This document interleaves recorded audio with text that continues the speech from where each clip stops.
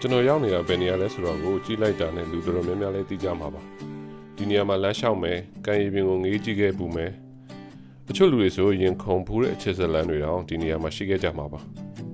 အခုကျွန်တော်ဘာလို့ဒီကိုရောက်နေတာလဲဆိုတော့အင်းရနဲ့ပတ်သက်တဲ့ဇလန်းလေးတစ်ပုဒ်ကိုပြောပြချင်လို့ပါဟိုးလွန်ခဲ့တဲ့နှစ်30ကျော်ကဆိုတော့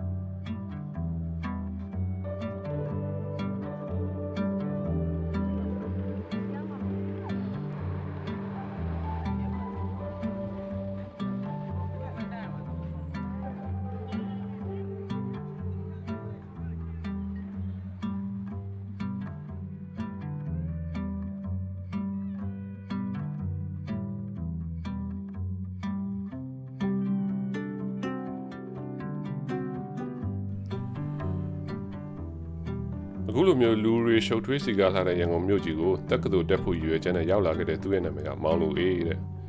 မိဘတွေကဆင်းရဲချို့တဲ့ကြပေမဲ့သားလေးကိုပညာတတ်ကြီးဖြစ်စေချင်တဲ့အတွက်ရှိတဲ့လယ်တွေနွားတွေရောင်းချပြီးတော့ရန်ကုန်ကိုတက္ကသိုလ်တက်ဖို့လွှတ်လိုက်ကြတာပေါ့အားကို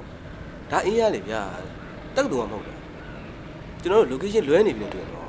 ဒီလိုမေးလာတဲ့ခါကျတော့ဟိုတုန်းက TV ဗီဒီယိုဇာတ်ကားတွေထဲမှာပါတဲ့အတိုင်းတက္ကသိုလ်ဆိုရင်ဒီနေရာပဲဆိုတာကိုမောင်လိုအေးကိုရှင်းပြရပါတယ်သူလည်းဒီနေရာကဗီဒီယိုဇာတ်ကားတွေထဲကတက္ကသိုလ်ဆိုတာကိုလက်ခံသွားခဲ့တာပေါ့ဇလန်လေးကိုပြန်ဆက်ရရင်တော့ဗျာ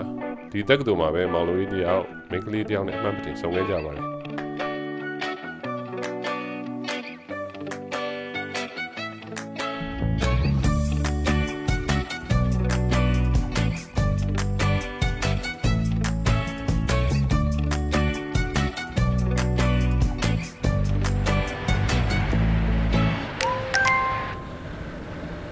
အဖိုး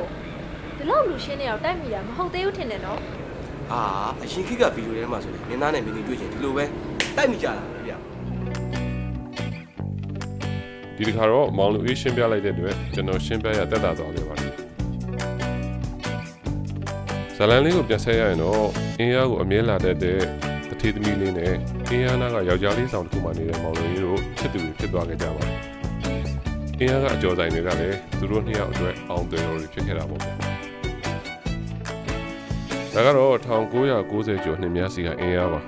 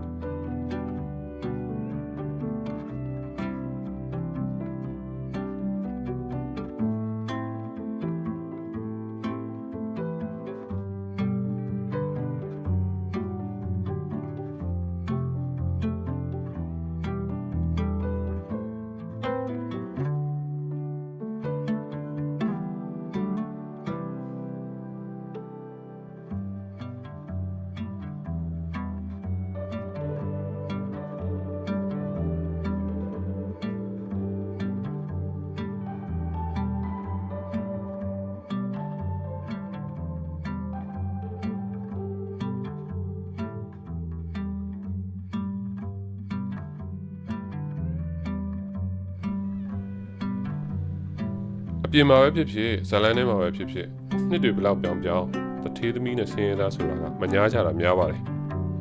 အဲ့တော့ထုံးစံအတိုင်းမောင်လူဤတို့ဇလန်းမှာလည်းဝေးခဲ့ရတာပေါ့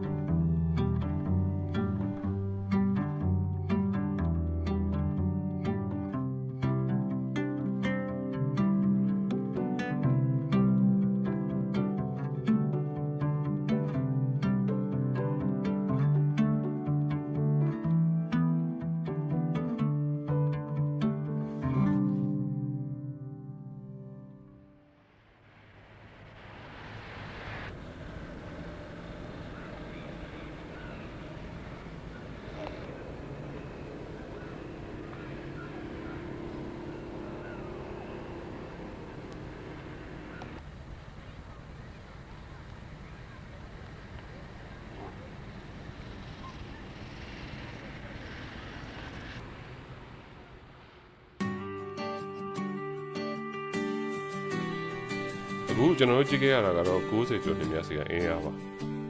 ဒီနေရာမှာလမ်းလျှောက်မယ်ကံရည်ပင်ကိုလည်းငေးကြည့်ခဲ့ပုံမယ်အချို့လူတွေဆိုရင်ရင်ခုန်ပူတဲ့အချက်ဆက်လမ်းတွေတောင်ဒီနေရာမှာရှိခဲ့ကြမှာပါအခုကျွန်တော်ပြောပြနေတဲ့ဇာတ်လမ်းကိုလည်းမဖြစ်နိုင်ပေမဲ့ဒီလိုမျိုးပဲစသိမ်းလိုက်ချင်ပါတယ်